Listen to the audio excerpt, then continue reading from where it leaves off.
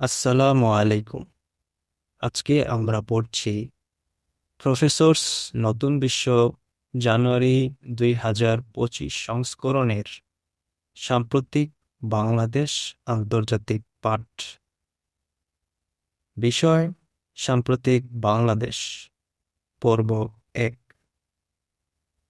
এখন পড়ছি ছাত্র জনতার অভ্যুত্থান। স্বাধীন বাংলাদেশে প্রথম কোটা পদ্ধতি চালু হয় কবে?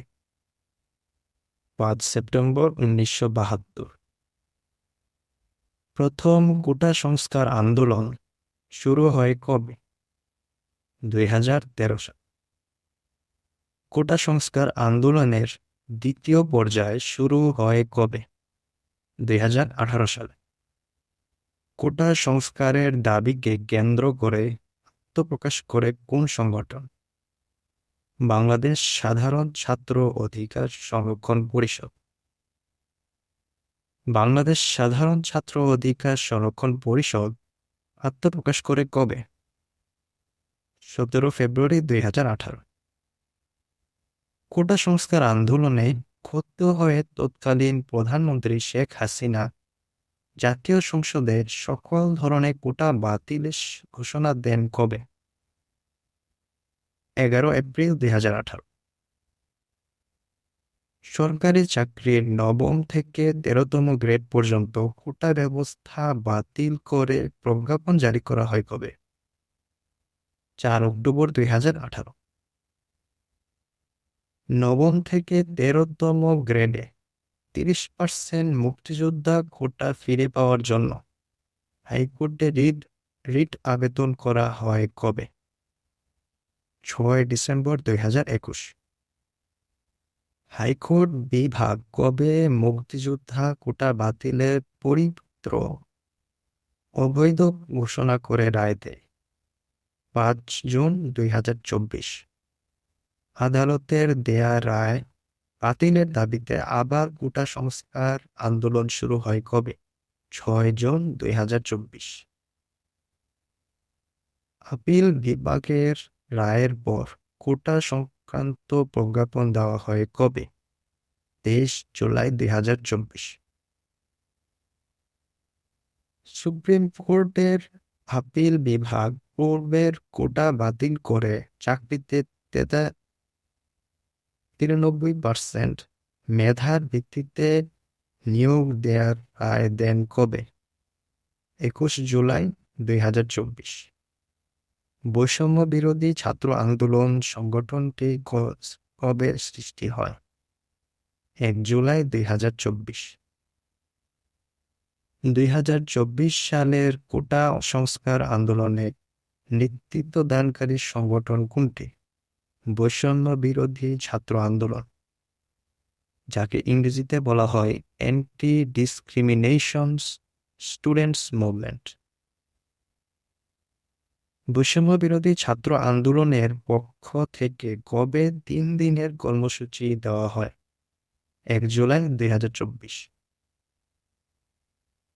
জুলাই বিপ্লবের প্রথম শহীদ হিসেবে আখ্যায়িত করা হয় কাকে? আবু সাইদ। আবু সাইদ শহীদ হন কবে? 16 জুলাই 2024। জুলাই বিপ্লবের সর্বকনিষ্ঠ শহীদ কে? আব্দুল আহাদ, 4 বছর। বৈষম্য বিরোধী ছাত্র আন্দোলনে 9 দফা দাবি দেওয়া হয় কবে? 19 জুলাই 2024। 2 আগস্ট 2024 শিক্ষক ও নাগরিক সমাজের অংশগ্রহণে বিক্ষুব্ধ নাগরিক সমাজ কোন কর্মসূচি পালন করে? দ্রোহযাত্রা। অনির্দিষ্টকালের জন্য সর্বাত্মক অসহযোগ আন্দোলনের ডাক দেওয়া হয় কবে? 3 আগস্ট 2024। শহীদ মিনার থেকে প্রধানমন্ত্রী শেখ হাসিনা এবং তার মন্ত্রিসভার পদত্যাগের 1 দফা দাবি ঘোষণা করার কে? সমন্বয়ক মোহাম্মদ নাহিদ ইসলাম, 3 আগস্ট 2024 সালে। সরকার পতনের 1 দফা দাবিতে 5 আগস্ট 2024 সালে পালিত কর্মসূচির নাম কি? March to Dhaka. ছাত্র জনতার অভ্যুত্থানে প্রধানমন্ত্রী শেখ হাসিনা ক্ষমতাচ্যুত হন কবে? 5 আগস্ট 2024। ছাত্র জনতার অভ্যুত্থানে 36 জুলাই বলতে কোন তারিখকে নির্দেশ করা হয়? 5 আগস্ট।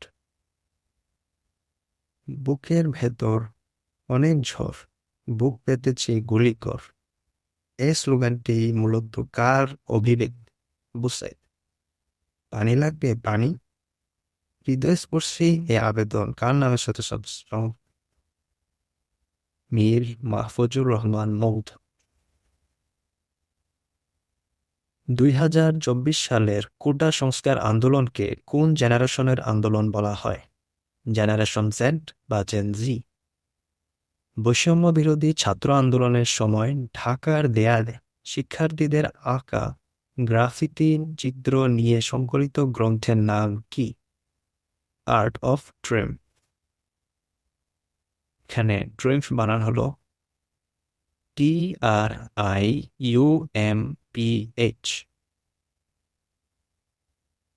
23 থেকে 30 নভেম্বর 2024 সাল পর্যন্ত বিশ্বব্যাংকের আয়োজনে জুলাই আগস্ট গণ অভ্যুত্থানের দেয়া চিত্র নিয়ে যে প্রদর্শনী হয় তার শিরোনাম কি? Paint the sky, make it years, future Bangladesh in the eyes of the youth. julyprotest.com কি? ছাত্র জনতার বিপ্লব সম্পর্কিত গুরুত্বপূর্ণ তথ্য নিয়ে ওয়েব অ্যাপ্লিকেশন। জুলাই অনির্বাণ কি?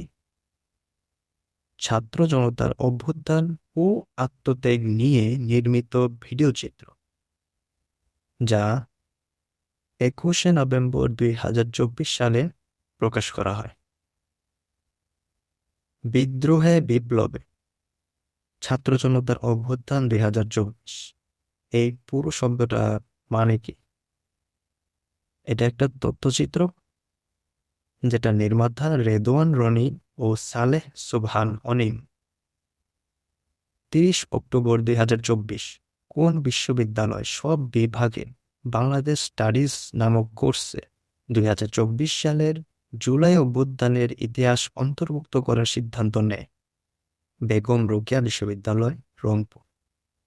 ছাত্র জনতার অভ্যুত্থানে গ্রাফিতি চিত্রের ভাষায় আসছে ফাল্গুনে আমরা কিন্তু দ্বিগুণ হব, উক্তিটির স্রষ্টাকে? জহির রায়হান, উপন্যাস আরেক ফাল্গুন। কে কবে 5 আগস্টের অভ্যুত্থানকে মনসুন অভ্যুত্থান আখ্যায়িত করেন? ডক্টর মোহাম্মদ ইউনুস 27 সেপ্টেম্বর 2024 সালে। নাটক কম করো প্রিয় কার্টুনের শিল্পীকে?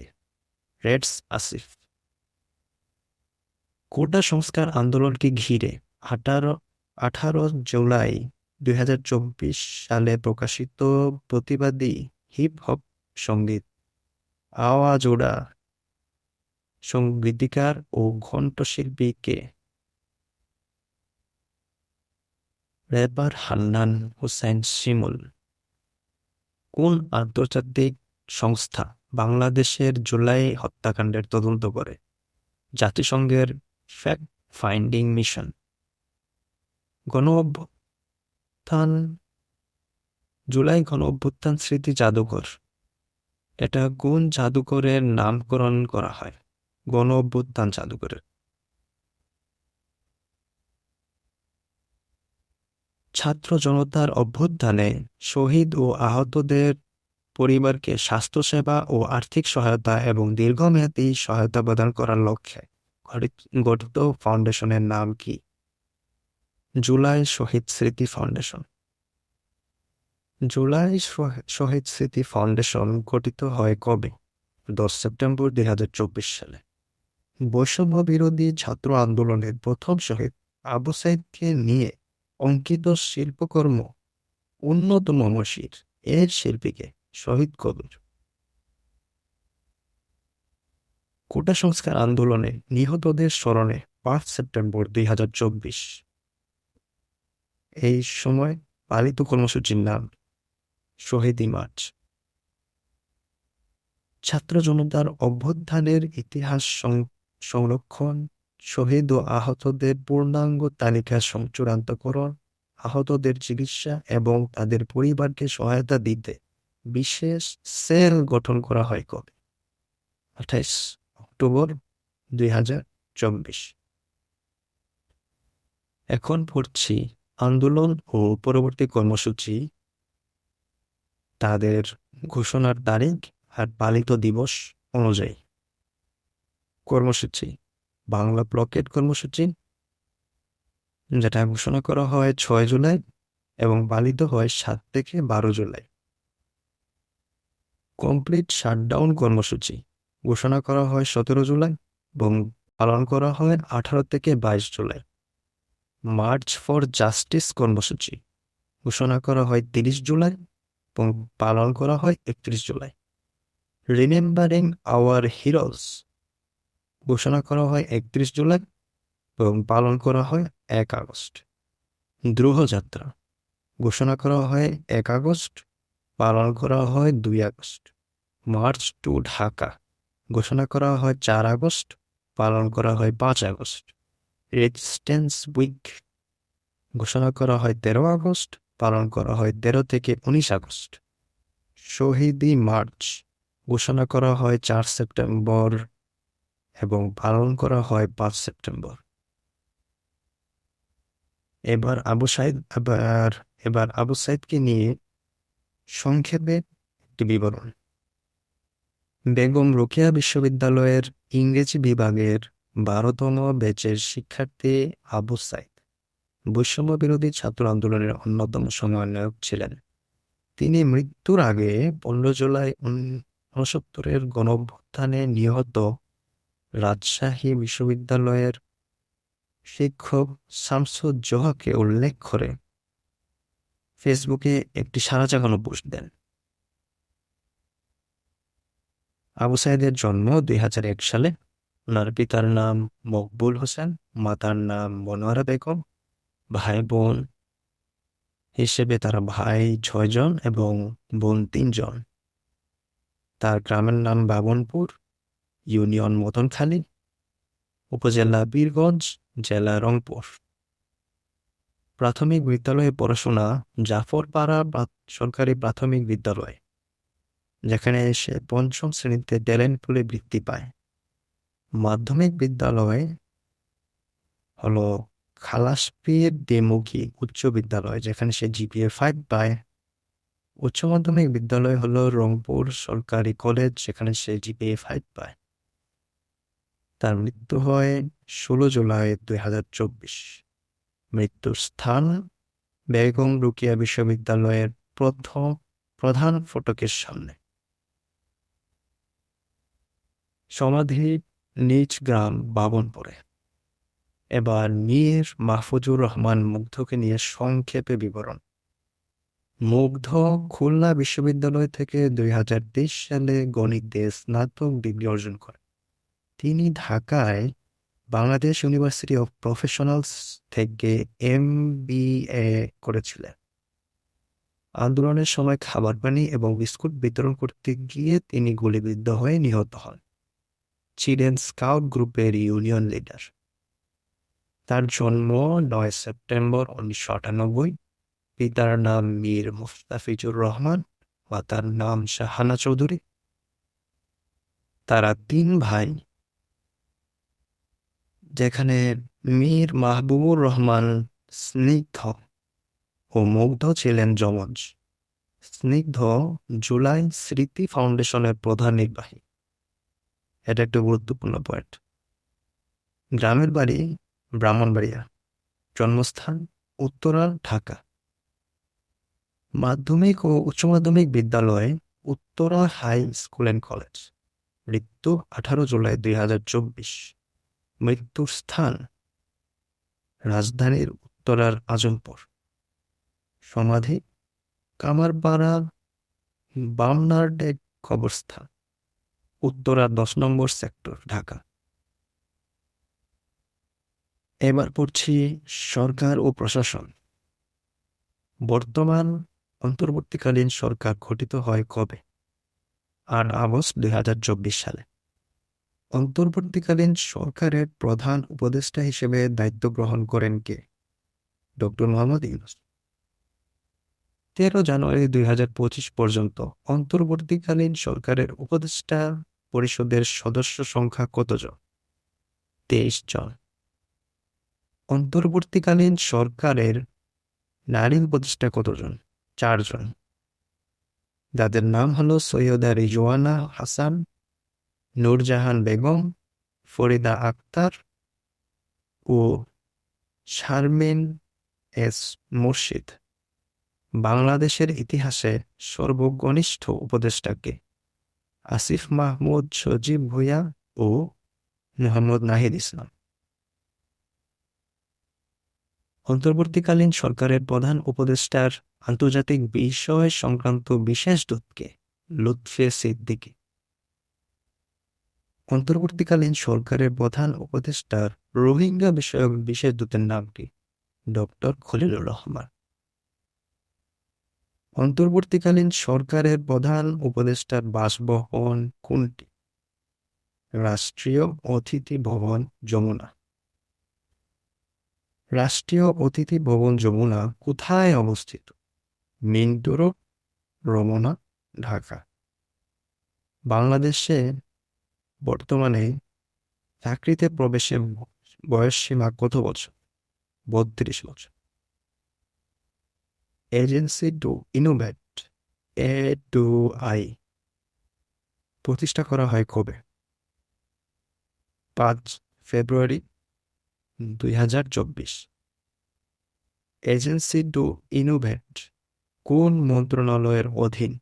ডাক, টেলিযোগাযোগ ও তথ্য প্রযুক্তি মন্ত্রণালয়।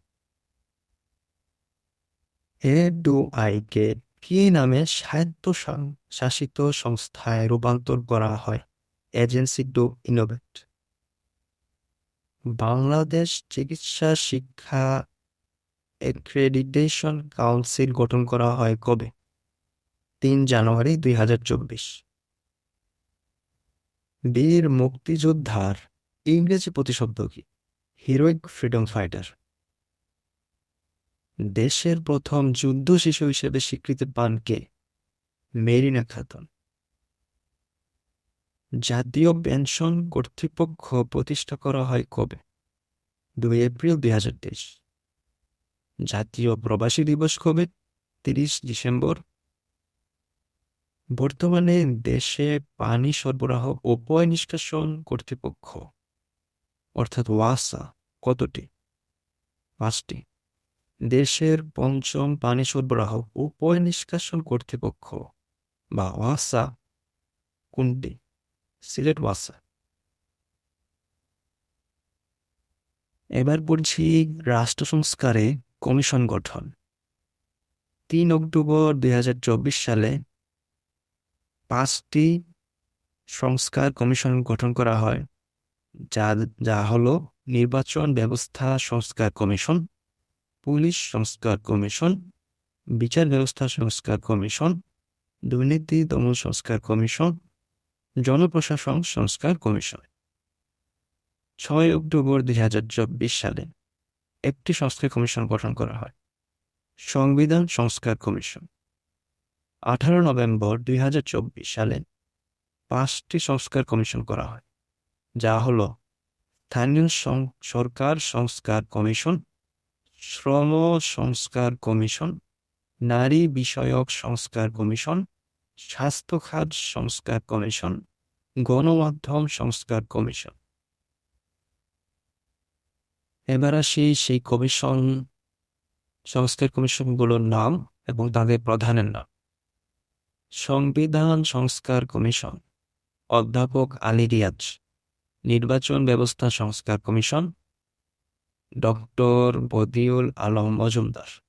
পুলিশ প্রশাসন সংস্কার কমিশন, সফর রাজ হোসেন। বিচার বিভাগ সংস্কার কমিশন, বিচারপতি শাহ আবু নাইম মমিনুর রহমান। দুর্নীতি দমন সংস্কার কমিশন, ডক্টর ইফতেখারুজ্জামান। জনপ্রশাসন সংস্কার কমিশন, আব্দুল মুঈদ চৌধুরী।